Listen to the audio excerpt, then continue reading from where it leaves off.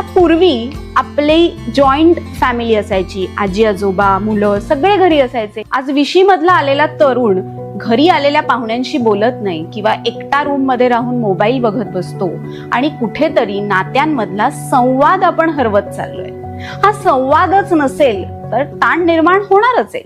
सगळ्यात पहिले बघा, जेव्हा तुम्हाला स्ट्रेस यायला सुरुवात होते तेव्हा आपण बघतो की आपल्यामधलं बीपी फ्लक्च्युएशन्स होतं. हृदयाची गती वाढणं, छातीत धडधडणं, घाबरणं, झोप न लागणं.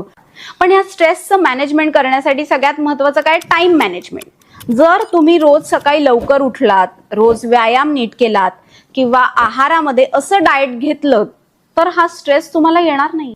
आज आपण बघतो की महाभारतामध्ये भगवान गोपाळ कृष्णांनी काय सांगितलंय भगवद्गीतेमध्ये, तर तुम्ही कर्म करत राहा. तुम्ही फळाची अपेक्षा करू नका, तुम्ही कर्म करा.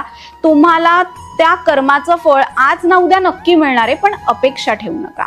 म्हणून आयुष्यामध्ये छंद खूप महत्वाचे आहेत. म्युझिक थेरपी, तुमच्या आवडीचं गाणं गुणगुणा, स्ट्रेस कमी करतं. तुमच्या आवडीचे पदार्थ तुम्ही खाऊ शकता. त्याचबरोबर नृत्य, येस, स्ट्रेस बस्टर आहे. सगळ्यात पहिले म्हणजे ना, एकाच वेळेला केलेलं नामस्मरण खूप फायदा देऊन जातं. त्यामुळे रोज एक नियमित वेळ ठरवून जर नामस्मरण केलं आणि मेडिटेशन त्यातनं झालं तर खूप छान असं मनावरती नियंत्रण तुम्हाला मिळवता येतं आणि तुमच्या मनाची ताकद वाढून तुम्ही स्ट्रेस मॅनेजमेंट योग्य प्रकारे करू शकता.